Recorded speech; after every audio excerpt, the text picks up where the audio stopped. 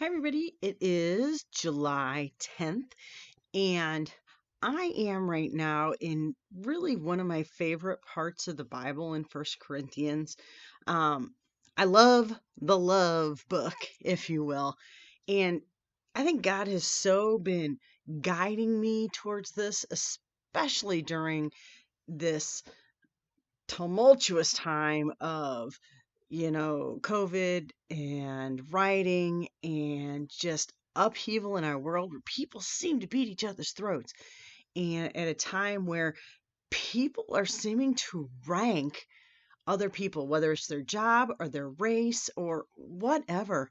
And God has some things to say about that. And so he's really talking to me, but this is what he's saying. This is in First Corinthians 13. Right before that, in 12, they were just talking all about here's the different parts of the body of Christ, and every part is important, whether you're a little toe or you're the head. You got to have all those parts, or else the body doesn't work. Um, and even though we might put more importance on one thing versus another, if you're missing one, you're not whole. And then God started talking about some of the jobs uh, that are some of the things that some jobs in the church or some of the things that you can do. And, there you go.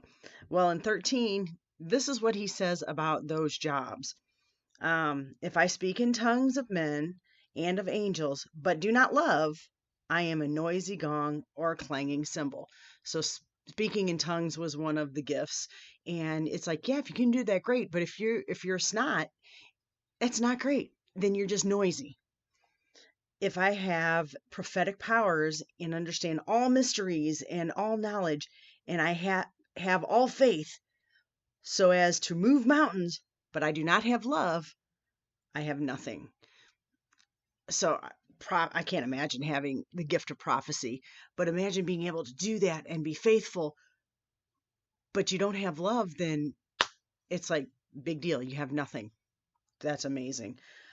Um, if I give away all I have, and if I deliver up my body to be burned, but I don't have love, I gain nothing. So it'd be great if you like, oh, I'll give up this or I can be that, but you're doing it for you and not anybody else.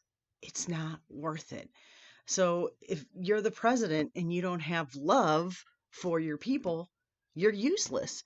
If you are Black Lives Matter, but you're in it because of yourself and not for your family or your race, you're nothing. And if you are a teacher and you're just doing it because you like to hear your own voice and you're not in love with your kids, it's useless. Love is at the key. It is the core of everything. And God has been pointing me towards that so much during this time. I love love. And I tell my students that all the time. I will tell them, I love you guys. Usually it's after I've had to um, yell at them about something or correct them. And they're like, rah, rah. And I'm like, hey, if I didn't love you, I wouldn't do this to you because I want to show you the right way or whatever it is. And then they're like, you love me? And I'm like, I absolutely do. I'm not in this for the money. And I do. I love my kids. And I have seen teachers who don't love their kids.